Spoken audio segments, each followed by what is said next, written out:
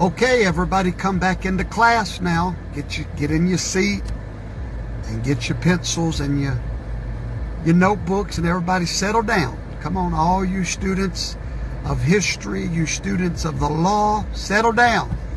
I'm ready to teach you a few things. What happens if President Donald Trump does not concede the election? I talked about it in a previous video, but I'm gonna cut right to the chase. It's happened 2 times in history. It happened in 1800. It's happened in 1824. And if you'll remember, Hillary Clinton told Joe Biden not to concede. You remember that? Before this election, she told him, do not concede. You know why she told him that? I hate to say it, smart woman. She knows the law. But most Americans don't. Most of you watching me don't know it. I didn't know it. But now I do, and knowledge is power. And I promise you, Donald Trump knows what I'm fixing to tell you. So do all of his lawyers. Okay, so here's what happens. Real simple. The most powerful thing that keeps the peace in the United States of America is not required by law. It's just a custom. And it's called a concession speech. We've been doing it for a long time, but there's no law that requires a concession speech. However, it does aid in the peaceful transfer of power. So normally when a presidential candidate is in a fight for the presidency, it's a powerful position. It's like a throne, a king fighting for his throne. He has supporters. And those supporters are literally ready to fight, if you will, for their guy. Hey, that's just the way it works, folks. It's been that way since the dawn of time. At the moment of the concession speech is when those people that support this guy are pretty much given the green light to simmer down, go back home. It's all over. It's a surrender. It's a white flag of surrender. But it is not required in the Constitution. It's simply a custom. It's a wonderful custom. Once a president concedes, the battle is over. There's no more legal fighting. There's nothing. Everything after that just sort of happens with a rubber stamp. Then the electors get together. They cast their votes in Washington, D.C. The president is officially elected and the votes are certified. And that certification gives that man the presidency. But more importantly, his concession speech from the opponent is what gives him legitimacy and a transfer without drama.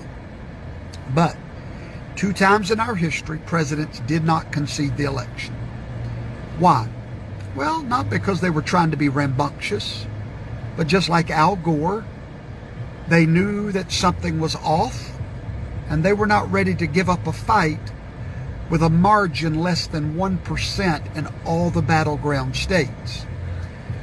According to the law, Georgia is going to be recounted. We do not have any official result anywhere in the nation. Pennsylvania is going to be recounted. Arizona is still being counted. Nevada is going to be recounted. We have a total recount coming. Now, after that recount, the president has legal options to go to court to prove irregularity. So let's just say that none of that works and the president still will not concede the election. The Constitution, Amendment 12 of the United States Constitution gives you the answer of what will happen. If they cannot rule on it in the court and he does not concede and there's no certification of an undisputable majority, then we go to the House of Representatives. When we get to the House of Representatives, there are 475 members of that House.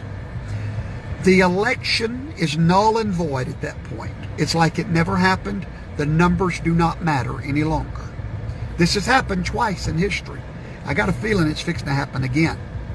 At that moment, the election becomes obsolete, and now the president will be elected by the Congress, the House of Representatives.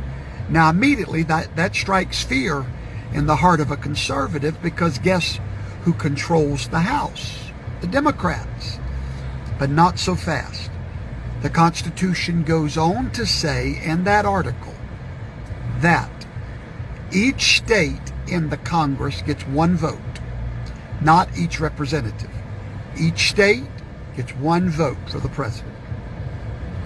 Well, there are 50 states in the House. Of those 50, 37 are Republican.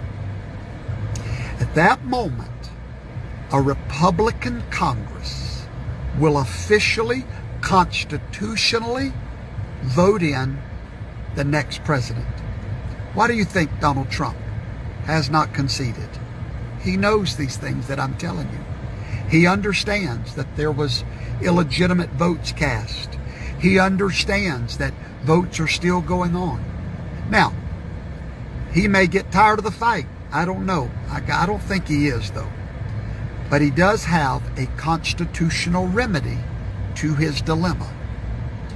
This is going to be interesting to watch. But remember, Hillary Clinton told Joe Biden, do not concede no matter what.